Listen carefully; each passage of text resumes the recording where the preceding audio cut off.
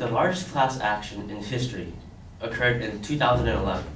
1.5 million female workers attempted to sue Walmart for sexual discrimination for unequal pay compared to men.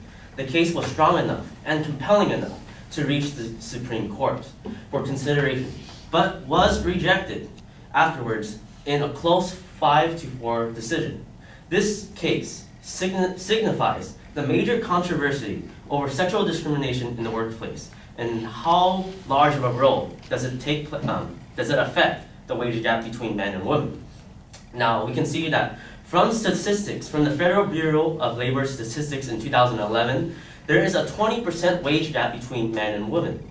Now, in other words, women make 80% to what men make.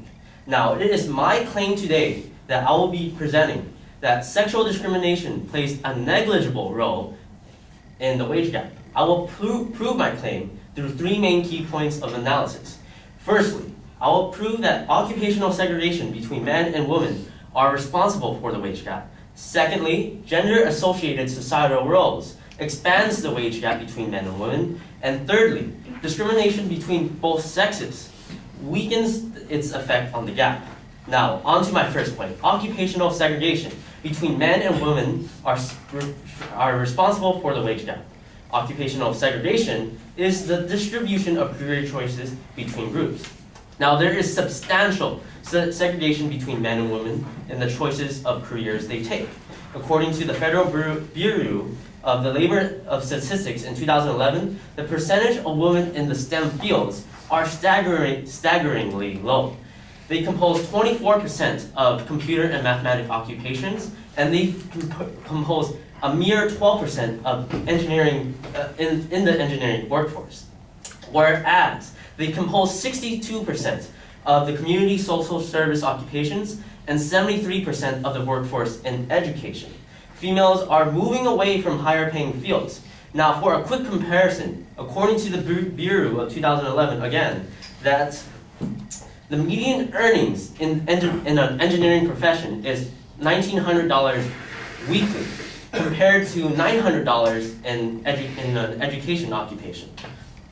Now, the STEM fields, science, technology, engineering, and mathematics are the fields that drive the economy, so it can compete with foreign countries for innovation. STEM jobs are in high demand, and the people who are in STEM jobs are scarce, which is reflected from our capitalistic economy and how much these occupations are paid for companies and employers. Now, on to my second point. Gender-associated societal roles expands the wage gap. Females simply tend to put themselves in a position where they are paid less and less involved with work. According to the economist Diana Roth, who written a book on the economic process of women, the wage gap is partially caused by the fact that they tend to work part-time jobs as opposed to full-time jobs. It has been speculated and recorded that the wage gap is influenced by old social norms that are still in effect today. In an article by the Bloomberg, the American Association of University Women conceded to the possibility that all but 5% of the wage gap can be explained through choice of occupation and employment history. Females are just burdened with the roles of becoming mothers and taking over parental responsibilities. This affects the kinds of wages they receive.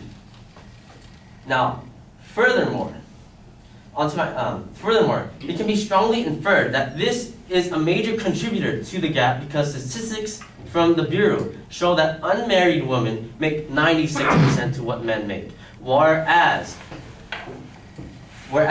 married women makes an astounding difference of 78% to what men make. Now, because of this statistic, we can strongly infer that it is because society imposes these responsibilities on the female gender to be caregivers and mothers, that takes time away from work, and it takes time away from their career goals, which is essential to establish a higher wage. Now, finally, to my third point, discrimination against both sexes weakens its effect on the gap. Now that I have identified and supported factors that justifies this 20% gap, I'm here to further elaborate why discrimination plays such a negligible role. Economists from The Guardian of 2006 sent 2 fake applications to over 400 jobs in four different professions. They found out of all these applications, women are half as likely to be employed or interviewed in an engineering profession, whereas men are not half, but are 4 times less likely to be interviewed for secretarial post jobs and face significant bias in accountancy.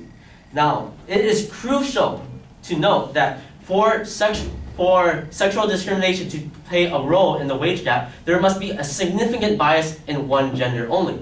But unfortunately, this is not the case, because we can see that there are different biases in both genders. So it kind of voids the gap it would have created.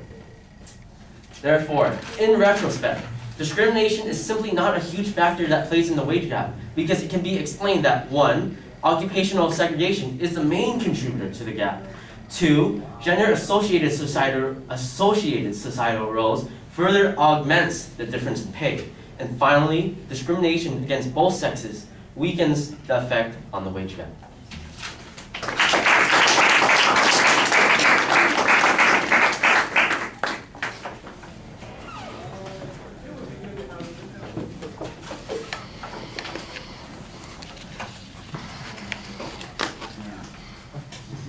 All right, clear claim. Secondary claims are nicely laid out. I like the definition that you gave and explanation and background there. Signposting on each of the points as you get to it is always pretty clear. I do think on the third point that the phrasing is still a little convoluted. Your explanation helps a bit, but I do think that there's an assumption that the discrimination in the 2 different categories is going to be equal and therefore offset that potential impact, and I'm not sure that that's a valid assumption. There's a lot of statistical information, especially on the first and second point, and you do a good job providing sources for all of that and explanations of that information. On the presentation, I think maybe you shout a little too much, but other than that, it was fine. Thank you.